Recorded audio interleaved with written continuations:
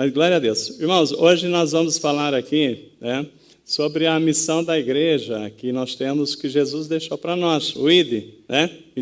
Mateus 28, 19, o Senhor diz lá, ide fazer discípulos de todas as nações, batizando em nome do Pai, do Filho e do Espírito Santo, ensinando tudo que eu vos tenho ensinado.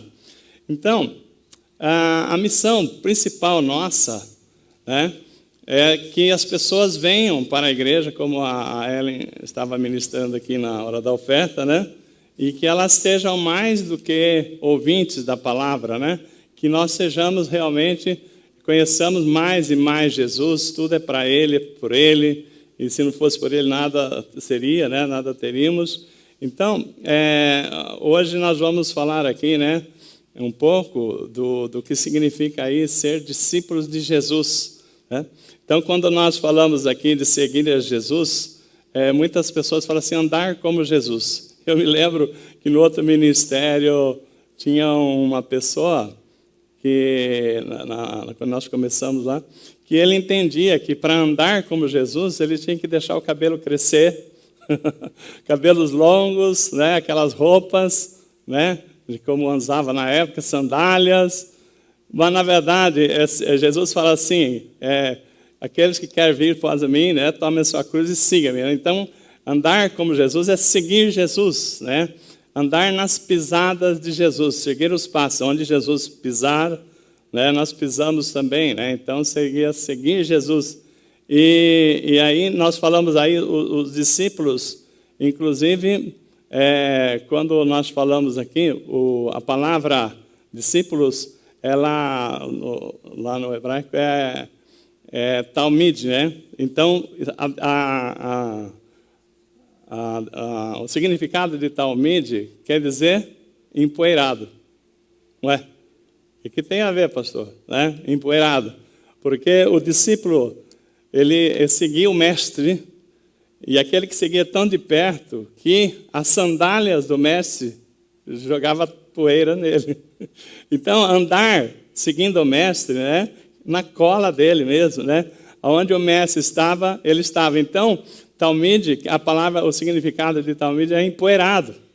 É você estar, né, tão atrás, seguindo tanto o teu mestre, que aquela poeira que levanta da sandália do mestre, o discípulo de Jesus, ele é o Talmid, ele é empoeirado porque está tão próximo do mestre que ele recebe, né, aquela poeira, né, que era o caminhar de Jesus. O interessante, né, quando a gente fala da nossa cultura hoje, comparado com os judeus, né, não queremos comparar, mas só para fazer uma análise de como é que eles estudam o Torá, as crianças, a partir de 6 anos, entram já numa escola para estudar os 5 livros, né, do Pentateuco, né, Gênesis, Êxodo, Levítico, Números e Deuteronômio. Então, dos 6 anos já começam a estudar. As crianças já entram na escola e até os 10 anos elas têm que decorar o Torá. Olha só, uma criança de 10 anos saber os 5 primeiros livros de cor, né? E aí, a partir dos 10 anos, né, aquelas que foram melhor, que se destacaram, então vai para uma outra escola, né, para poder receber os aprendizados do restante da palavra. Então, ali, das Escrituras. Então, ali, então, aos 14 anos, né, então, completa-se somente uma elite dos judeus, né, das crianças, dos jovens, que se empenham mesmo a estudar, a conhecer, que eles se formam, aos 14 anos, eles já estão se destacando. Então, e aquelas pessoas que se destacam aos 14 anos, aí eles vão buscar um mestre para seguir, né? Então, um mestre, uma pessoa de grande renome, né? Assim, vocês quando lerem a palavra lá, né, nas cartas de Paulo, quando retrata Paulo, fala assim que ele fala assim da cultura de Paulo, né? Que ele andava aos pés de Gamaliel, né? Que é um grande mestre. Então, quando nós falamos aqui, vamos voltar um pouquinho para o cenário lá. Então, nós estamos falando que as crianças, já desde os 6 anos, já começam a estudar o Torá, né? Que são os 5 primeiros livros da Bíblia. Aos 10 anos, aquelas que são destacadas seguem em frente. Aquelas que, olha, essa aqui eles não vão ensinar as escrituras, né? Os mestres lá, os professores lá da época lá, não iam ensinar a escritura para aquelas crianças que não têm preparo ou um esforço, talvez, para aprender. E aos 14 anos para frente, só uma elite, né, daquelas crianças é que vão seguir em frente. Agora, eu fico pensando, irmão, Jesus, né, o grande mestre, chega lá, quando começa o seu ministério, ele vai chamar discípulos. Ele não vai pegar os doutores da lei, ele vai pegar pessoas simples, pescadores, cobradores de impostos. Pensa você, se coloquem no lugar daqueles homens que foram chamados para ser discípulos de Jesus, né? Seguir o mestre. Olha só, eles, né? Eu estou colocando pelos fatos. Eles já tinham sido, em algum momento lá da história, não eram pessoas capacitadas para serem doutores da lei. Ou eles pararam nos 10 anos, ou eles pararam nos 14 anos, de forma que eles não tinham ali, pelo menos assim, a Escritura não trata isso, que eram pessoas prontas para serem doutores da lei. Jesus vem e chama eles para aprender nada mais, nada menos, com o mestre dos mestres.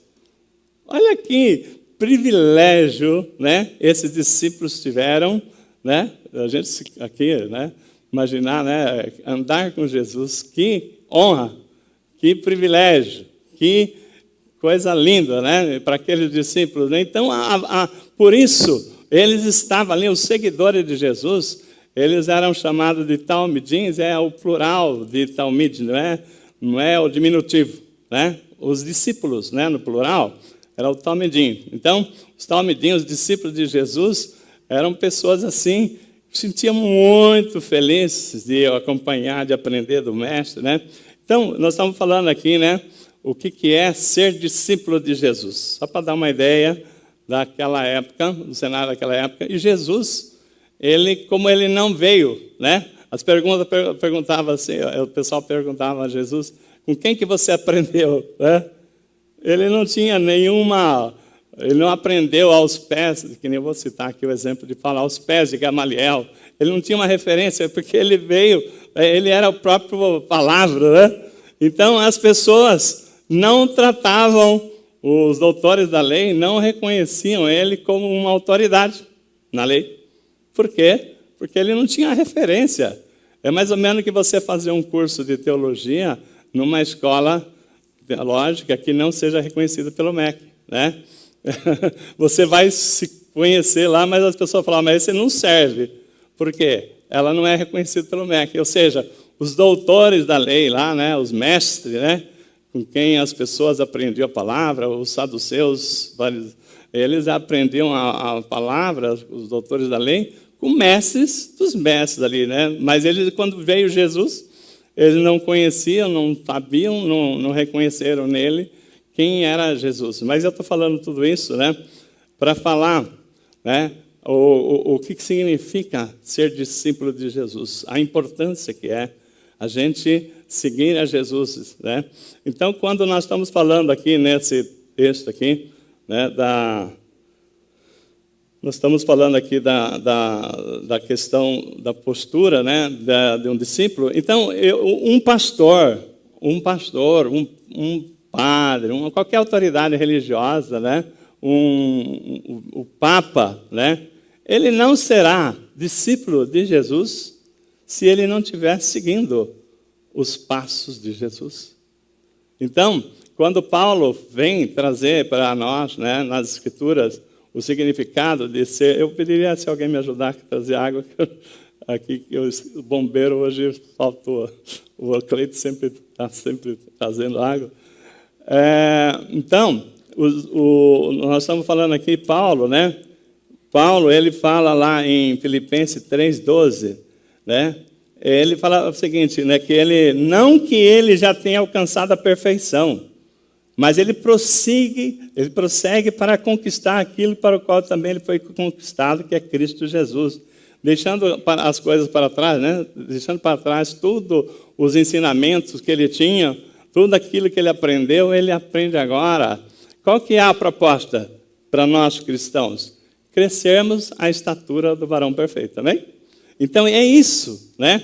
Seguir, né? Crescendo no conhecimento, né? Hoje, por exemplo, a nossa proposta, por isso que eu disse aqui no início, a proposta de Jesus para a igreja é fazer discípulos. Cada um de nós sejamos discípulos de Jesus. Sigamos os passos de Jesus. Sejamos os talmides, né? Aquele que anda na cola de Jesus, ou seja, aprendendo o que a palavra diz, trazendo os ensinamentos para a nossa vida, né? Então, nisto, nós vamos, seguindo os passos de Jesus, nós vamos crescendo para a perfeição. Nós não somos perfeitos. Paulo fala que ele não era perfeito, né? Paulo, que é o grande mestre que escreveu tantas cartas para as igrejas, né? Ele não se considerava perfeito. Ele falou, não que eu tenha atingido a perfeição, mas eu prossigo para o alvo, que é Cristo Jesus. Então, ou seja, todos nós temos a obrigação de conhecer cada dia mais a Jesus através da palavra, né? Muito obrigado que eu não sei falar, já fiquei com a garganta seca. Desculpe aí.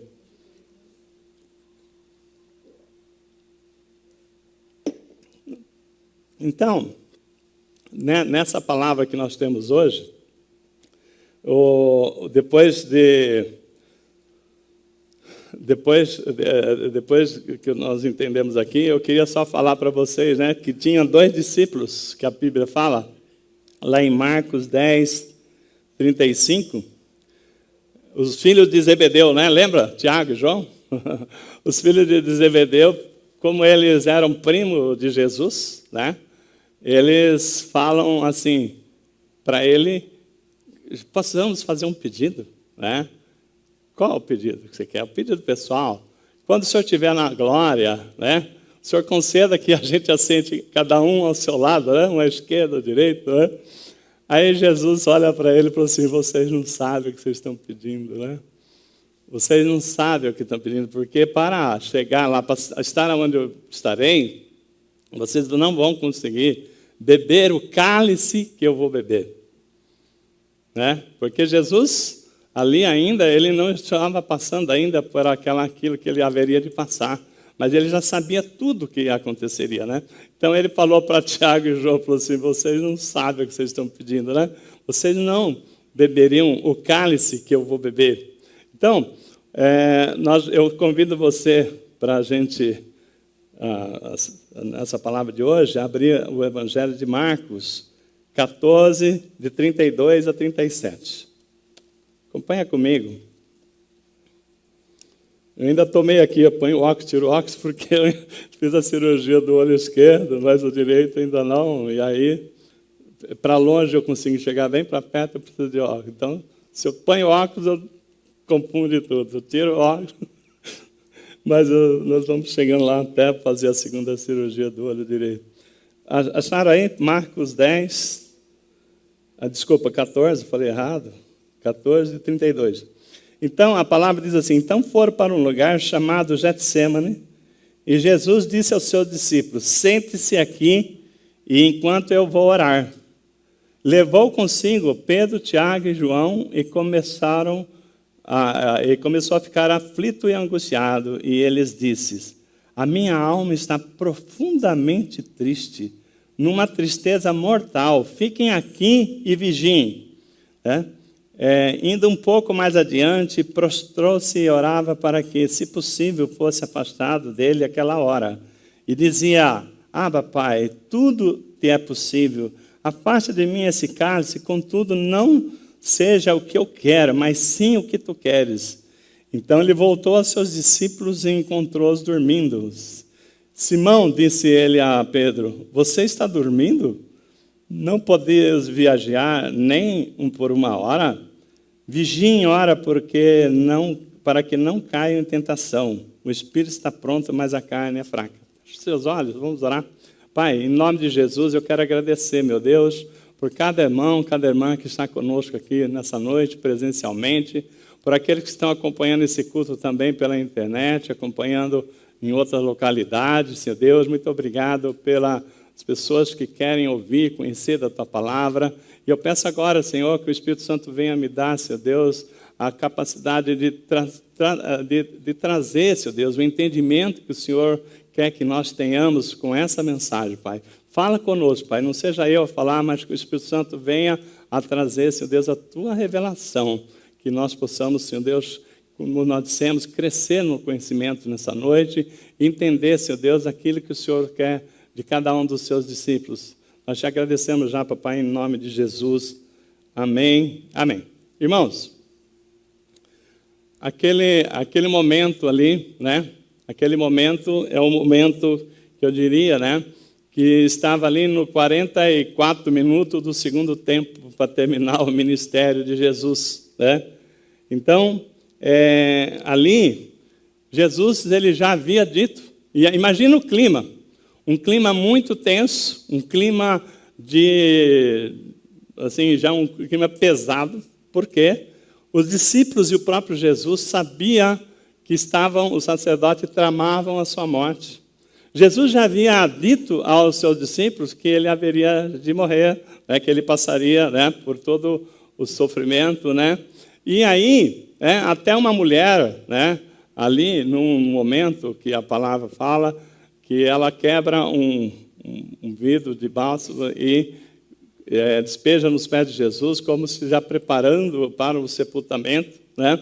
Então, nós temos ali toda uma situação.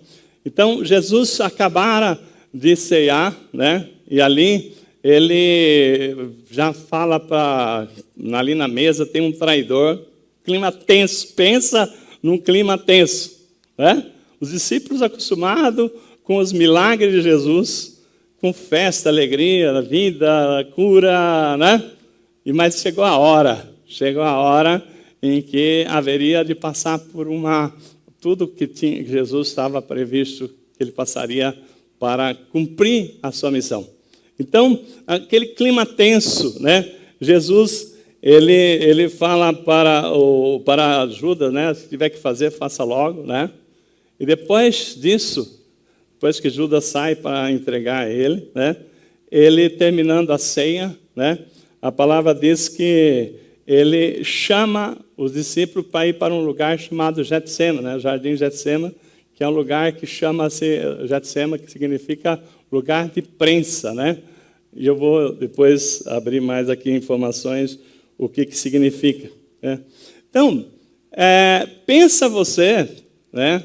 Pensa você num ministério tão extraordinário de Jesus, tanta vida, tanta transformação, tanta cura, mas chegou o momento do sofrimento, né? E Jesus sabia de tudo. Ele sabia que ele ia passar por tudo isso, né? Então, aí chegou a hora, e ele vai lá para o lugar para orar, e leva os 3 mais próximos dele, né?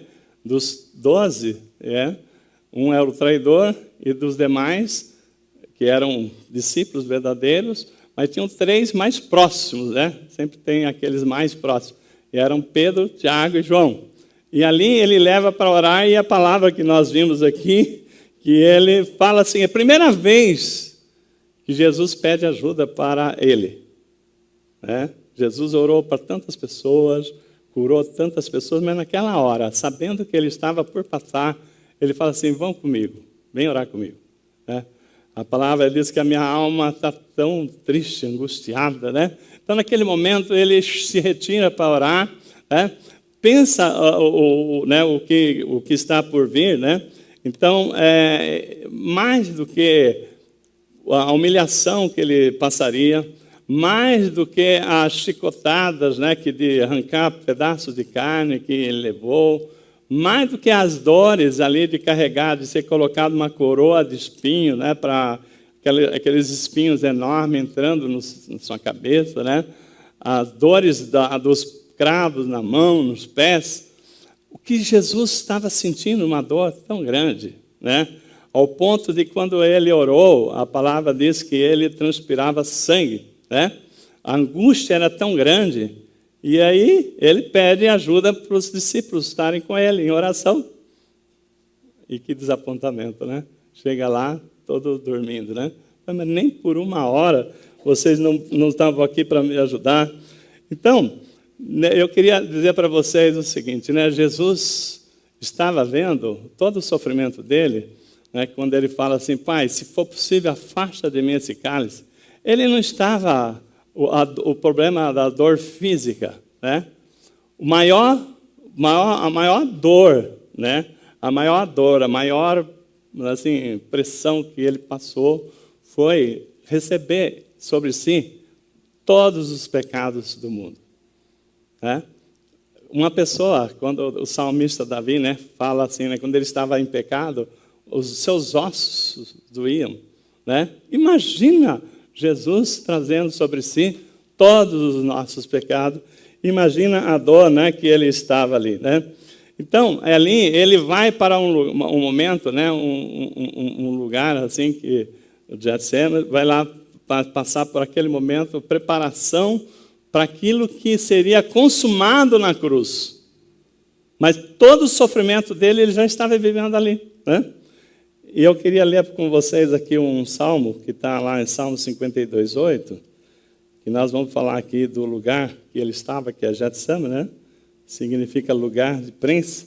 O Salmo 52:8 diz assim, quanto a mim, porém, sou como a oliveira verdejante na casa de Deus.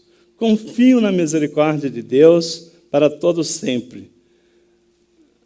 Oliveira na casa de Deus. Você já viu uma oliveira aqui na igreja? Talvez tenha oliveiras, né? Não vou falar uma árvore, oliveira. Eu creio que não, né? Mas está aqui, ó.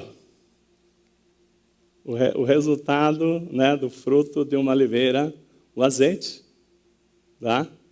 Então, a oliveira na casa de Deus, né, não está falando da árvore, não está falando do seu fruto, que é a azeitona, né? Não está falando do azeite que sai da azeitona. Então, isto é o que Deus espera de cada um de nós. Né? Que sejamos assim como o salmista, né, eu li para vocês. Quanto a mim, porém, eu sou como a oliveira verdejante na casa de Deus, confio na misericórdia de Deus. Aí você fala assim, pastor H, eu não faço a mínima ideia como é que eu vou ser uma oliveira ou na casa de Deus. Mas, exatamente essa é a pregação que nós temos para essa noite. Né? Então, quando nós estamos falando aqui dessa lugar chamado Getsemane, né, chama lugar de prensa. Né? A prensa é como é que eles faziam azeite. Imagina que as azeitonas eram colocadas sobre uma pedra, né? E colocava-se uma tábua em cima das azeitonas, e em cima dessas azeitonas colocavam pedras de grande peso, que iam esmagar a azeitona, para sair dela o azeite. Né? Então, esse é o lugar, o Getsemane é lugar de prensa, onde a azeitona ia ser esmagada, né, para sair dela o azeite. Né? Então, é um lugar, né, que realmente havia muito, quando você fala, eu vou para aquele lugar, e Jesus sabia para onde ele estava indo, e o que ele haveria de passar. Imagina você, né, que tem que passar por uma semana terrível. Né? Eu sei que às vezes tem gente que está aqui no domingo e está falando, meu Deus, essa semana vai ser terrível. Né? Eu vou ter que fazer aquele exame, eu vou ter que fazer um exame, né, de saúde, eu vou fazer alguma coisa. Então, às vezes, a pessoa sofre tanto só de lembrar o que ele vai passar. Né? Então, o sofrimento, como eu disse, né, Jesus ele estava sentindo, né, como eu li na palavra, ele fala assim que a minha alma está profundamente angustiada, né, de transpirar sangue.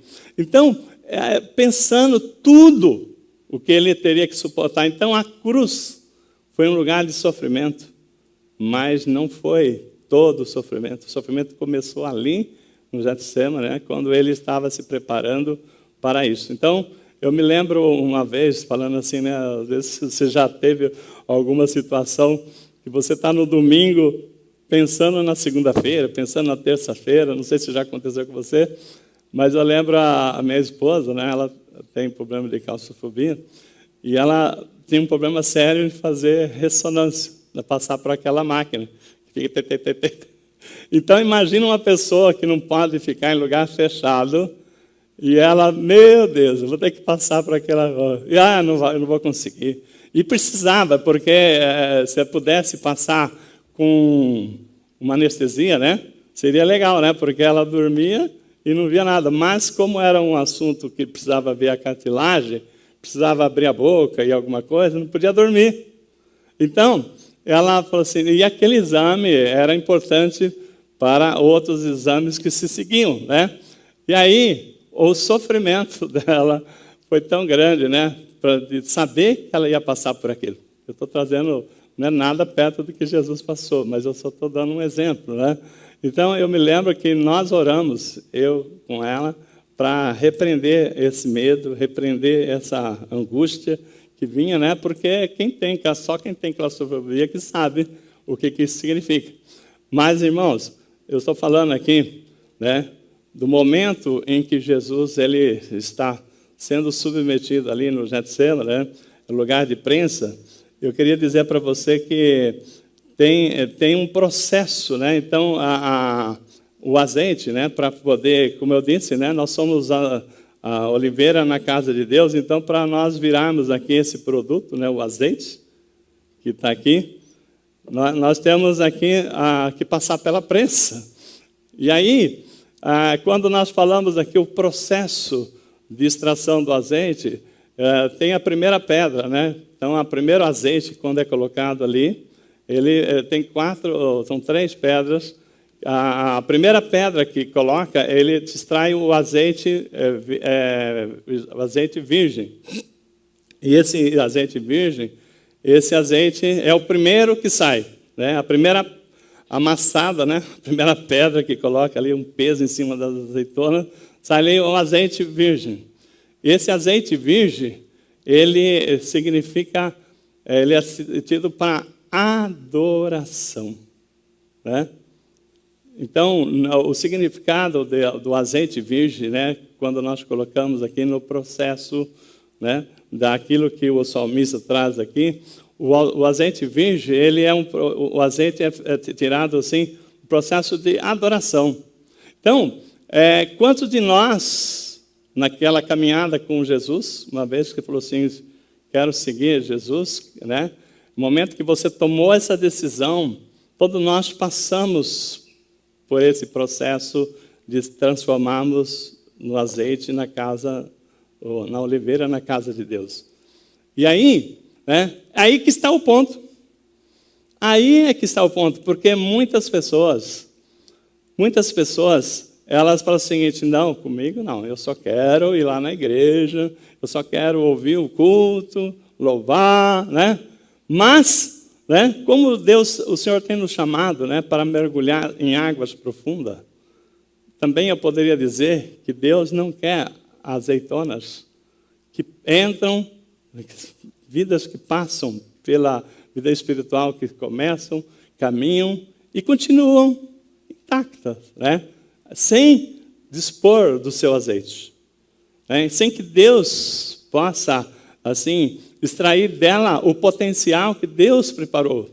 Mas esse azeite, realmente, né, o primeiro azeite é o azeite da adoração. Esse azeite da adoração, ele não vem no momento de alegria. Então, tem hora que acontece coisa na nossa vida, situações assim de angústia mesmo, né? Você é crente, você conhece a palavra, você está firme na palavra, você está ali, né, uma fé tremenda, né? Que o Senhor é contigo, que o Espírito Santo te guia. Mas vem uma situação e você começa a sofrer. E você não entende. Eu sei, muitos aqui já passaram por isso. Momentos que você não entende o que está acontecendo. E você fala assim, Senhor, eu estou na tua casa, Senhor. Não é possível. Como é que eu estou sofrendo tanto assim? E você começa a passar por situações, às vezes é enfermidade, é problema, às vezes, no relacionamento, às vezes é problemas de saúde, eu não sei, mas vem a prensa, a primeira prensa, e você não entende o que está acontecendo. Você não está em pecado, porque você é uma pessoa que tem temor a Deus, você anda no caminho do Senhor, como nós pregamos da última vez aqui, mas você fala assim, mas e daí? Por que está acontecendo isso comigo? E aí, Senhor, o que está acontecendo? Você não entende, você não vai saber nunca o que está acontecendo. É nesse momento, né, que Deus está extraindo o primeiro azeite de você. E você vai, é o momento da adoração, você transformar a murmuração em adoração. Lembrar o que Jesus passou. É lembrar que às vezes o sofrimento vem, você não entende, não vai saber por quê, mas uma coisa você sabe, que Deus é fiel e Ele é contigo, e Ele está ali com você. Às vezes você tem que passar por uma cirurgia, às vezes é uma situação às vezes de humilhação, que você se sente humilhado. Mas Senhor, por quê? Por que eu estou passando isso, Senhor? E você não sabe, você não consegue. Mas, irmãos, eu quero dizer para você que quando a gente não tem noção que Deus está trabalhando para que nós sejamos oliveira na casa do Senhor e que Ele precisa extrair o primeiro azeite é de adoração. No lugar de murmuração, você tem que falar assim, agora sim, agora eu estou entendendo. Glória a Deus, porque eu sei que o Senhor está comigo. Eu sei que as tribulações vêm, como Jesus fala assim, ó, no mundo tereis aflições, mas tem de bom ânimo, porque eu venci o mundo. Então, se Jesus está falando, tem de bom ânimo, você tem que falar assim, mas eu vou, mas como eu consigo? Não sei. Você não vai conseguir sair dessa situação sem chorar, sem, né, sentir, porque Jesus sentiu. Jesus, Ele chorou, suou sangue, né? Não chorou, ele suou, transpirou sangue. Mas ali a angústia dele é tão grande que ele falou assim, Pai, se for possível, afasta de mim esse cálice. Pensa, Jesus, né? O sofrimento era tão grande, e ele sendo humano, né? Se fez homem, né? Ele é Deus, 100% homem, mas na condição de homem ele sofreu aquele peso, né? Irmãos, você e eu, todos nós que estamos na casa de Deus, temos que passar por esse processo. Mas dia menos dia, coisa que você nunca esperava que podia acontecer, acontece. Mas Deus está contigo. Eu quero só lembrar, eu já contei aqui em outras vezes, eu até os 40, 50 anos, 40 e poucos anos, eu nunca tinha entrado no hospital, a não ser para fazer visita, né? Aí eu fiz uma cirurgia lá em 2010, por aí, e aí deu complicação, né? Deu uma retenção urinária, até contei isso aqui na quinta-feira. Aí o que aconteceu? A dor era tão grande, né, que a mulher sabe, né, ou quem tem problema de pedra, né, na vesícula, pedra no rim, né, tem essa dor aí. Mas a dor era tão grande que eu estava no hospital esperando para ver qual seria a solução. O médico pôs no soro lá e falou, fica aí que a gente vai ver se interna, se vai para a sala cirúrgica, o que vai fazer, não sabia o que ia fazer.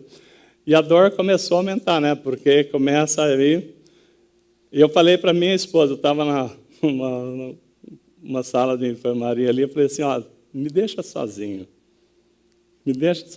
porque eu falei assim, eu não queria que ela estivesse assistindo o que eu estava passando. Eu falei assim, deixa com a minha dor aqui. Olha, irmãos, eu urrava, não gritava de dor, urrava. Mas naquela dor, que eu só faltava subir pelas paredes, né, de costas, assim, não sabia como, Deus falou comigo. E eu senti, eu falei assim, o que eu estou reclamando? O Senhor passou por uma dor muito, muito, muito mais, muito pior do que isso. O Senhor fez tudo isso por mim. E na hora que eu comecei a adorar o Senhor, naquela hora lá, o Senhor me deu força, e aquela dor, não sei como, mas eu passei, não morri, suportei. Eu sei que nós não morremos, mas tem hora que a gente desfalece de tanta dor, né? Irmãos, eu estou falando para vocês o seguinte, eu não sei se você já passou, se você tem passado alguma situação, mas assim, a primeira prensa é isso. A primeira prensa, quando nós olhamos aqui a palavra, né, que o Senhor nos chama para sermos oliveira na casa de Deus, é o azeite. E o azeite, né? Eu posso ser um fruto da oliveira, mas nunca vou ser um azeite se eu falar assim, não, né? Eu não quero, né? Não quero andar com o Senhor, não quero seguir o Senhor, né? Eu não quero, né, passar por situação, então eu não vou ter experiência nenhuma com Deus, mas olha só, a primeira prensa é isso, mas tem outra prensa, né? Depois que você passa pela primeira prensa, tem a segunda prensa. A segunda prensa é uma pedra que vem para a segunda prensa, extrai o óleo chamado extra virgem. E esse azeite é o azeite da alimentação. Então, irmãos, aquela situação que você está passando, já quando vem a segunda prensa, ela vem, né, para trazer consolo. E você começa a ser usado. Você começa, aquilo que você passou na primeira prensa, né? Na segunda prensa, você começa a perceber que aquilo que está acontecendo com você, Deus está usando você para outras pessoas.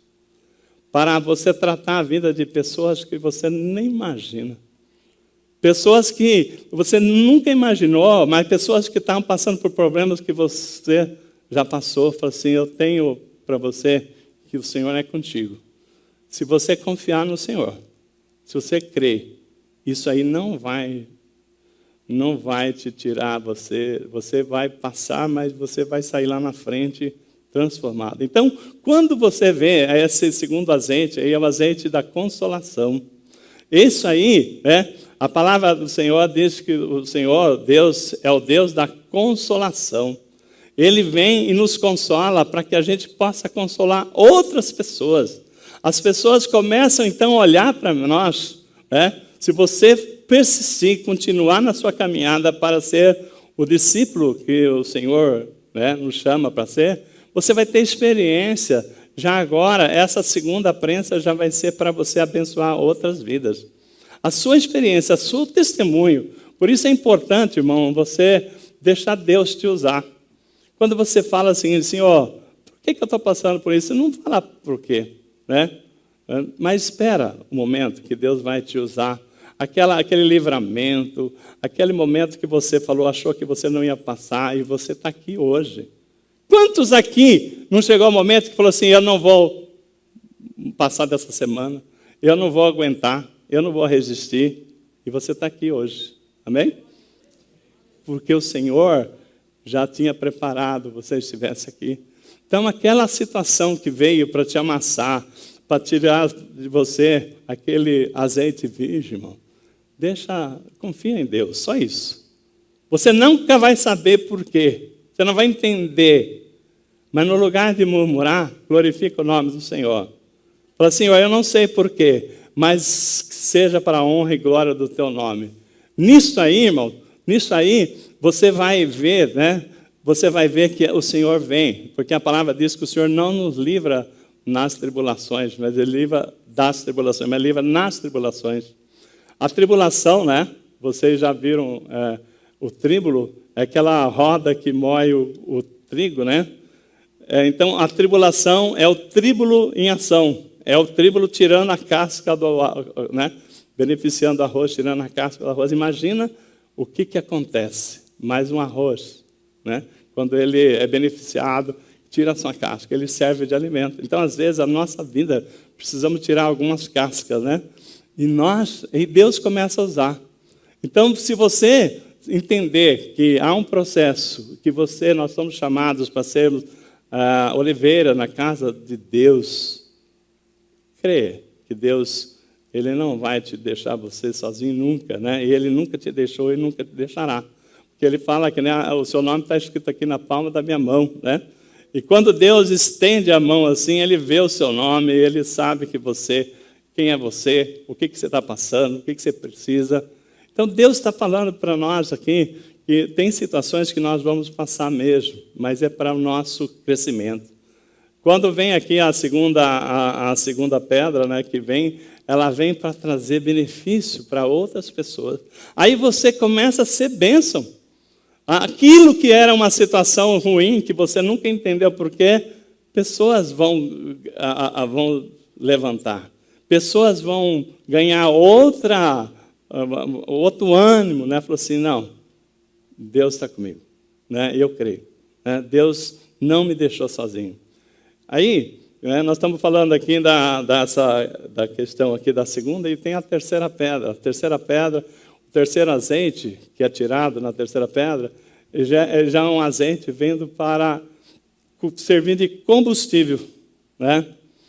É onde você vai, onde é usado para a iluminação, né? Para trazer luz. E o que diz a palavra lá? Que nós somos sal da terra e luz do mundo, amém? O Senhor quer que eu e você sejamos luz do mundo. Então, por isso a palavra lá em Mateus 5,16 fala assim, assim também brilhe a sua luz. Deus quer que a sua luz brilhe para que as pessoas vejam a sua boa obra e glorifiquem o Pai que está no céu. Amém? Então, a terceira pedra, ela vem para transformar o azeite em luz, combustível. Né? Eu já falei aqui, né, Romanos 8,19, é uma palavra que é rema na minha vida, né? Que fala muito isso aí, a ardente expectativa da criação aguarda a revelação dos filhos de Deus. As pessoas lá fora que te conhecem, sabem quem você é, que você está vindo, né, que está buscando, está seguindo a Jesus. Ele está olhando para a sua vida. Se você parar, você vai provocar também que outras pessoas parem. Se você seguir, Deus vai te abençoar e a sua luz vai brilhar para aquela pessoa ver a boa obra de Deus na sua vida. Amém? Eu me lembro uma vez, eu trabalhava no Bradesco e teve um churrasco em Taboão da Serra, né? Ali naquela região de Taboão.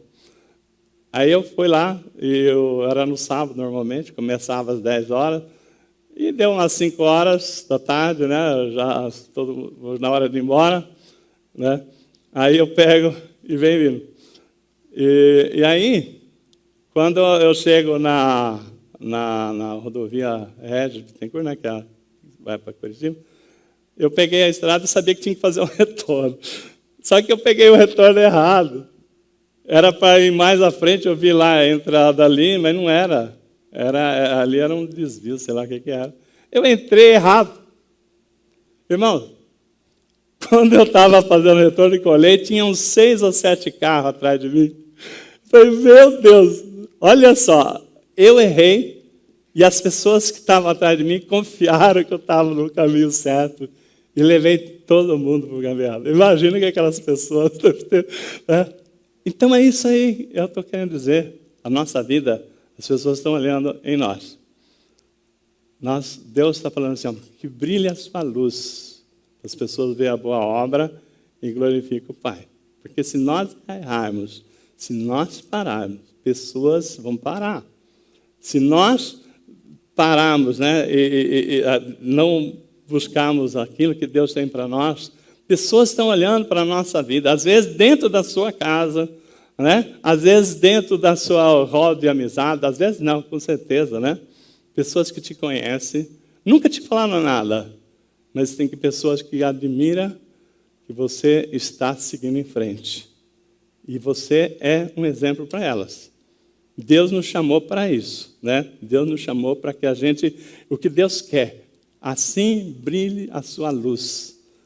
Que nós vamos bem, que as pessoas falam o seguinte, vale a pena a gente buscar, acompanhar os passos de Jesus, seguir a palavra, porque pessoas vão nos seguir, pessoas vão falar, esse é o caminho, e aí o nome do Senhor vai ser glorificado.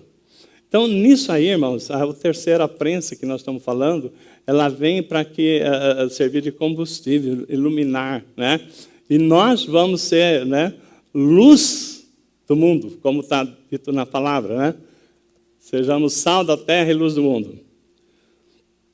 Por que nós somos chamados para ser sal da terra e luz do mundo? A luz eu já acabei de falar, né? Mas o sal da terra,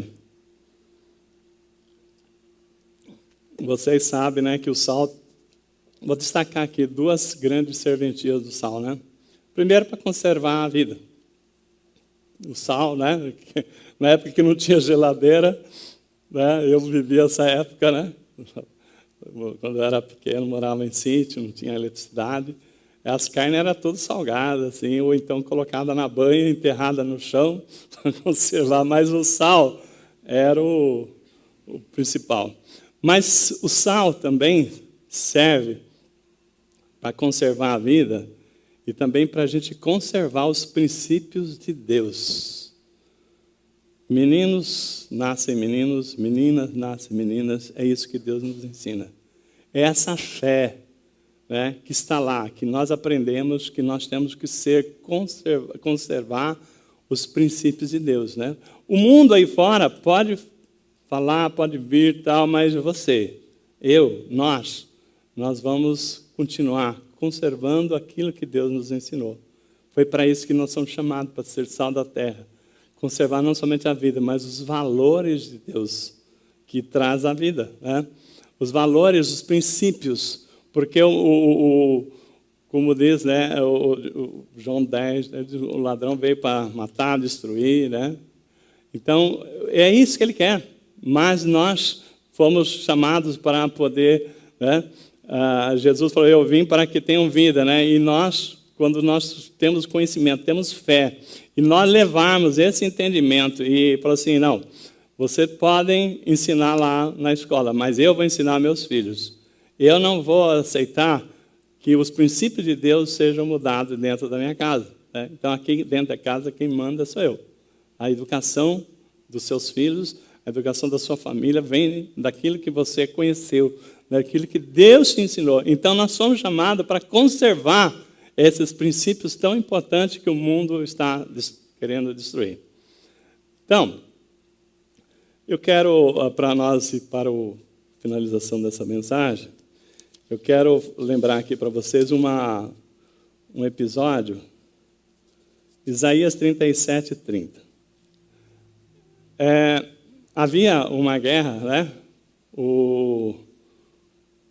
Havia uma guerra, né? O rei Ezequias, ele estava lutando contra o Assírio, quem que era o rei aqui? O Senaqueribe, né? O rei dos assírios, estavam querendo destruir o povo judeu. Então, o que aconteceu? Jerusalém foi cercada. Jerusalém foi cercada.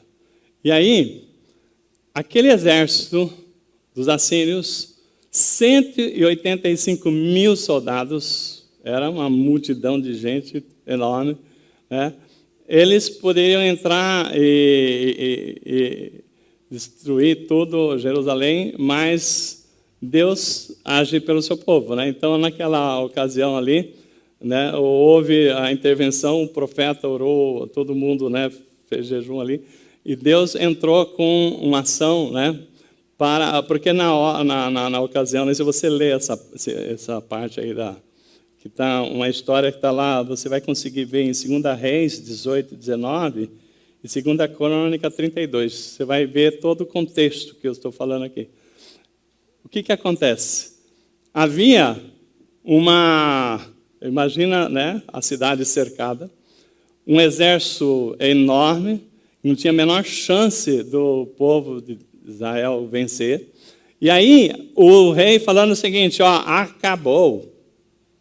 Mais dia, menos dias, vocês vão morrer, porque nós vamos massacrar. E acabou, e tudo mais. Né? Então, o que nós estamos falando? Se nós compararmos com os dias de hoje, né?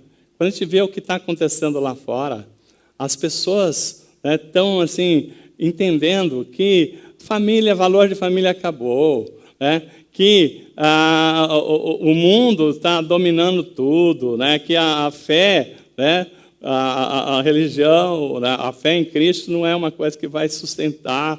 Enfim, as pessoas não estão acreditando, né? que Deus está no controle. Então, naquele tempo, foi a mesma coisa. O rei Senaqueribe, ele fez assim uma pressão tão grande para todo mundo desacreditar em Deus, para parar de buscar ter fé em Deus. Se você começar a olhar, por exemplo, com os olhos do mundo aí fora, você fala assim, não tem mais chance, né? Não tem mais chance. Um exemplo, a corrupção está em todo lugar. Se eu não me corromper, eu não vou sobreviver. Se eu não andar segundo a ordem do mundo, eu não vou ter chance. E se vier, né, por exemplo, né, a questão, eles estão fazendo controle, daqui a pouco, né, só vão atender aqueles que seguirem os seus interesses. Mas Deus agiu, né, de uma forma tão grandiosa, né, que Deus destruiu um exército de 185 mil soldados. Então, o que aconteceu naquela época? O rei, né, Senaqueribe, que fazia tudo, que estava ali, invadiu todo, tomou todo o reino, tinha tomado 46 cidades, só faltava ocupar Jerusalém para acabar de tomar posse de tudo, né? Deus enviou seus anjos, e eles foram totalmente destruídos, e o rei e todos os seus líderes voltaram para a Síria com anzóis, né, presos nos seus narizes, né, presos, né, humilhados. Então, Deus é tão grande, só estou citando, né, que às vezes a situação aí fora está trazendo para nós um descrédito, que é, olha, onde que nós vamos parar com esse mundo do jeito que está indo? Mas Deus está no controle. A igreja de Jesus, ela é vencedora. A palavra diz que as portas do inferno não prevalecerão. Por mais que tem mais pessoas desacreditadas em Deus, né, do que aqueles que estão vindo à igreja, buscando, Deus está no controle. E eu quero dizer para você o seguinte, né? Para isso, né, tem um processo que Deus, aqui, Isaías 37, 30, Deus falou assim, agora que vamos ter que reconstruir. Eu quero que vocês entendam o seguinte, né? Eu vou ler essa passagem aqui, que está no Isaías 37, 30. Um minutinho aqui que eu não marquei. Deixa eu localizar aqui.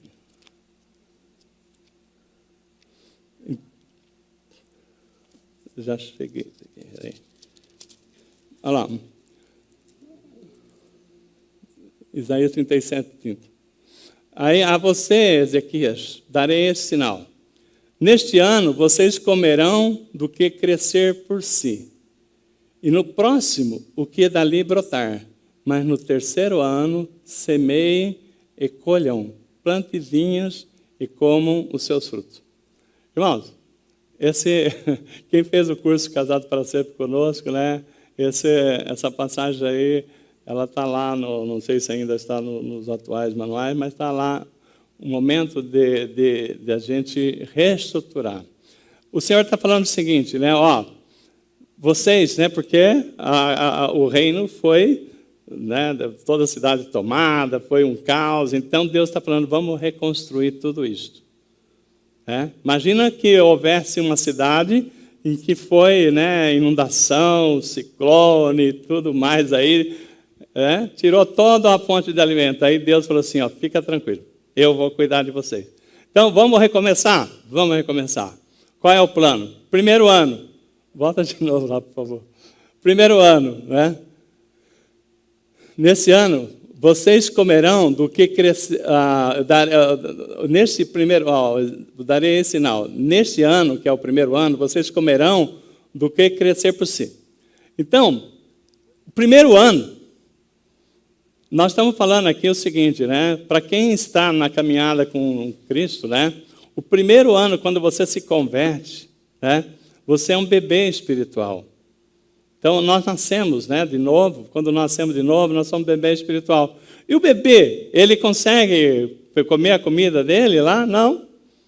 Nós temos que pôr mamadeira na boquinha, né? Quando ele vai crescendo, papinha na boquinha, tudo, né? Então, o bebê, ele é alimentado, como diz ali, não tira não, por favor, mantenha lá, por gentileza, que eu vou usar?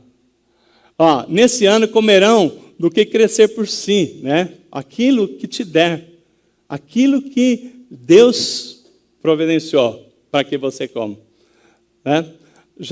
Essa é a primeira estação. Às vezes nós temos pessoas aqui que estão começando a caminhada, né? Que ainda é bebê espiritual. Então, quando a gente conhece Jesus, que nós já começamos a aprender a palavra, nós ficamos assim querendo mais e mais, né? Bebê não é assim? Tudo que você põe na mão dele, ele leva para a boca, né? Quer comer tudo, né? Então, você come tudo que der, tudo que está ali. Mas o segundo ano, o segundo ano, a palavra diz que o que dali brotar, né? Então, o segundo ano, você começa a selecionar. Quem está na segunda estação, quem está na estação de novo, começando, né? Está comendo aquilo que você colocar para você, você fala maravilha, tal, né? Gostoso. Mas quem está na segunda estação, ela começa a ser seletivo. Você fala assim, espera aí, tudo bem, né? Essa palavra tudo bem, que você está me dizendo, mas essa palavra aqui não é bem o que está na Bíblia, né? Eu já não sou tão bebê assim, eu já estou vendo que você está com heresia aqui, né? Um exemplo, né? Então, você começa a ser mais seleto. A criança, né, quando deixa de ser bebê, cresce um pouquinho, ele começa já a falar, eu não quero comer isso, eu quero aquilo, né? Começa a escolher, mas ainda tem que dar para ele de comer. Agora, eu estou falando aqui para a terceira estação. A palavra terceira estação fala assim, no terceiro ano, que eu creio que é a maioria que nós estamos aqui, né? Terceiro ano, semeiem, plantem vinhas e coma do seu fruto. Então, irmãos, eu quero dizer para você o seguinte, na nossa vida cristã, Deus espera que a gente semeie, plante vinhas. Por que você planta a vinha? Porque você não consegue consumir toda a uva. Você tem que compartilhar. Planta uma parreira de uva na sua casa. Deus abençoa tanto que aquela parreira vai dar uva, que se você não der para o seu vizinho, para o seu parente e tal, aquilo lá vai cair, vai estragar. Então, plantar vinhas. Então, a hora que você começa a plantar para comer, tá? Você começa a ver o seguinte, que Deus tem um propósito na sua vida. É isso que nós estamos falando aqui no azeite. Deus nos chamou para sermos discípulos não por acaso. Deus nos chamou para sermos oliveira na casa do Senhor, não é por acaso. Por quê? Porque é a igreja de Jesus que é a esperança dessa terra, né? É a igreja de Jesus com a direção do Espírito Santo, que é a esperança para que o mundo pode se corromper, mas haverão aqueles que vão seguir a palavra de Deus, vão continuar tendo famílias abençoadas, vão continuar tendo negócios abençoados, e as pessoas vão ver que Deus está no controle por mim e por você. Amém? Mas como é que você faz isso? Quando você começa a semear para você também, né? Quando você já tem, você não é mais bebê. Quando você não é, né? Você já não está na primeira estação nem na segunda. A segunda você já era mais exigente, mas se você está na terceira estação, né? Nada contra quem está na segunda, na primeira, que você vai chegar na terceira, mas nós temos que começar a compartilhar aquilo que Deus tem feito na nossa vida, né? Pessoas ao seu lado, você vai ver que está precisando daquilo que Deus já semeou na sua vida. Então você vai começar a ser o sal da terra, a luz do mundo. Você vai começar a brilhar e as pessoas vão ver que você é uma bênção na vida deles. Amém? Deus nos escolheu famílias para abençoar famílias. Amém? Creia nisso. Nós somos povos privilegiados, porque nós somos escolhidos para sermos bênçãos na vida de outras pessoas. Você pode estar passando por situação, você não está entendendo, mas creia, Deus começou a boa obra, Ele é fiel para concluir. E você vai ver. Quando você começar a semear e colher, né, e compartilhar da sua colheita com as pessoas, você vai ver a alegria que vai ser a sua família. a alegria que vai ser na sua casa, a alegria que vai estar em você ver os frutos do Senhor se multiplicando na sua casa. Amém? Essa é a promessa do Senhor. Vamos ficar em pé? Vamos agradecer a Deus.